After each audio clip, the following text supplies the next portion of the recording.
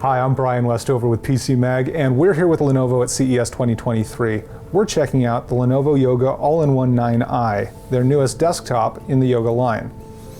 As you can see, this beautiful desktop is mostly display, with a 31.5-inch screen, 4K resolution, and a minimalist design that actually keeps all of the hardware here in the base.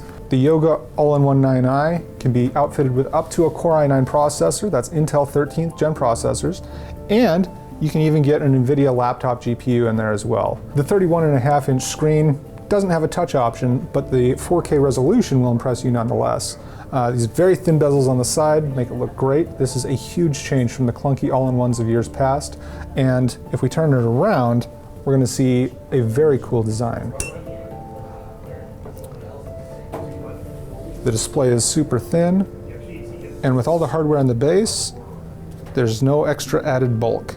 So as we look at the back side here, we can really appreciate the distinctive design Lenovo has brought to the all-in-one. The key feature is this cool looking loop. This is both a stand and a hinge for this. It's got adjustable tilt, connectivity between the base and the display, but it looks light and airy in a way that all-in-ones rarely do. All of the hardware is here in the base. That includes a key charging pad in the bottom for your phones, all your ports right here in the back, ventilation along the sides, and it's all so compact and sleek looking that this will really fit in with almost any decor.